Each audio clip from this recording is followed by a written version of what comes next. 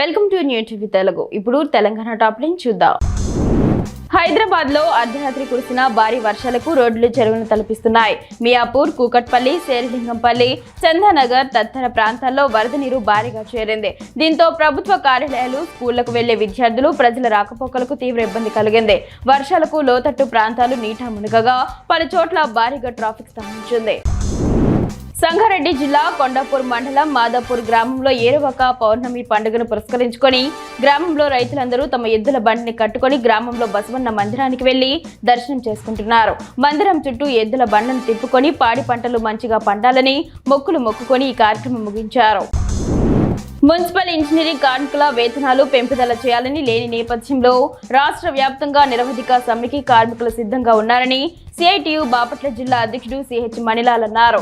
Repalle municipal కార్యాలయం వద్ద నిరసన తెలియజేసి కమిషనర్ కె సాంబశివరావుకి సమ్మె నోటీస్ అందజేశారు. ఈ కార్యక్రమంలో Repalle municipal engineering workers union అధ్యక్షుడు డి ప్రభాకర్ రావు పాల్గొన్నారు. హుస్నాబాద్ నియోజకవర్గ పరిధిలోని అక్కన్నపేట మండల కేంద్రంలో 4 కోట్లతో నూతనంగా నిర్మించిన కస్తూర్బా గాంధీ బాలికల పాఠశాల భవనాన్ని మంత్రి పొన్నం ప్రభాకర్ ప్రారంభించారు. ఈ సందర్భంగా పాఠశాల నూతన భవన ప్రారంభోత్సవ సందర్భంగా విద్యార్థులకు, ఉపాధ్యాయులకు మంత్రి పొన్నం ప్రభాకర్ శుభాకాంక్షలు తెలిపారు. ఈ కార్యక్రమంలో గ్రంథాలయ సంస్థ చైర్మన్ లింగమూర్తి, కలెక్టర్ మను చౌదరి తదితరులు పాల్గొన్నారు.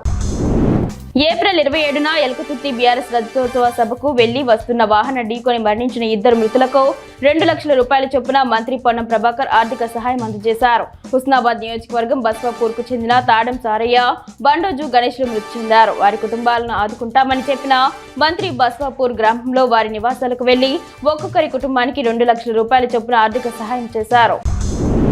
ఆదిలాబాద్ జిల్లా వ్యాప్తంగా పాఠశాలలు గురువారం పునర్ప్రారంభమయ్యాయి. మొదటి రోజున పలు ప్రభుత్వ పాఠశాలలోని ఆవరణంలో తోరణాలు కట్టి ముగ్గులు వేస్తూ పండుగ వాతావరణంలో విద్యార్థులను, ఉపాధ్యాయులు స్వాగతం పలికారు. సెలవుల అనంతరం స్నేహితులను కలుసుకోవడంతో విద్యార్థులు ఒకరికొకరు ఆప్యాయంగా పలకరించుకున్నారు. సర్కారు బడుల్లో ఈసారి విద్యార్థులకు అన్ని సౌకర్యాలు కల్పించేలా అధికార యంత్రాంగం అన్ని చర్యలు చేపట్టింది. హుస్నాబాద్ నియోజకవర్గ పరిధిలోని పందిల గ్రామంలో ఏరువాక పౌర్ణమి సందర్భంగా మంత్రి పొన్నం ప్రభాకర్ మందాటి వెంకటరెడ్డి పొలంలో ఎడ్లతో నాగులి దున్ని రైతులతో కలిసి పెసర విత్తనాలు చల్లారు. అనంతరం ఆయన మాట్లాడుతూ రైతులు ఒక్క గుంట కూడా బీడు లేకుండా వరి, మొక్కజొన్న, ఆయిల్ ఫామ్, ఇతర ఏదైనా పంటలు వేయాలని, రైతులు ఎక్కడా ఖాళీ జాగా బీడు లేకుండా చూడాలన్నారు. ఈసారి మంచి వర్షాలు పాడి పంటలతో ఉండాలన్నారు. గ్రేటర్ హైదరాబాద్ పరిధిలో మరో 3 గంటలు మోస్తారు నుంచి చిరుజల్లులు కురిసే అవకాశం ఉందని వాతావరణ కేంద్రం వెల్లడించింది. తెల్లవారుజామున సిటీలో వాన దంచి కొట్టింది. ఉదయం మీర్పేట, బడంగ్పేట, బాలాపూర్ తదితర ప్రాంతాల్లో భారీ వర్షం కురిసింది. ప్రస్తుతం అక్కడక్కడ చిరుజల్లులు కురుస్తున్నాయి. వర్ష సూచనల పట్ల అప్రమత్తంగా ఉండాలని, తడిగా ఉన్న రోడ్ల మీద వాహనదారులు నెమ్మదిగా వెళ్లాలని పోలీసులు సూచిస్తున్నారు.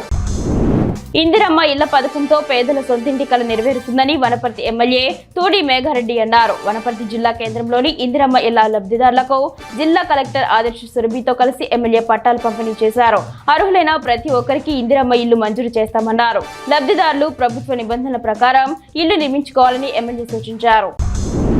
సిర్గాపూర్ మండలంలోని నల్లవాగు ప్రాజెక్టు అలుగు సమీపంలోని వంతెన వద్ద పేరుకుపోయిన పొదలను తొలగిస్తున్నారు. సుల్తానాబాద్ నుంచి బొక్కస్గాం మీదుగా అంతర్గాం కు వెళ్లే ఈ రోడ్లో ఇరువైపులా విపరీతమైన ముళ్ల చెట్లు, వాటి కొమ్మలు రోడ్డుకు అడ్డంగా పెరిగాయి. వాహన రాకపోకలకు ఇక్కట్లు ఎదురవుతున్నాయి. మాజీ సర్పంచ్ రవీందర్ పాటిల్ ముందుకొచ్చి స్వచ్ఛందంగా రోడ్డుకు 2 పక్కలా పెరిగిన పొదలను తొలగిస్తున్నారు.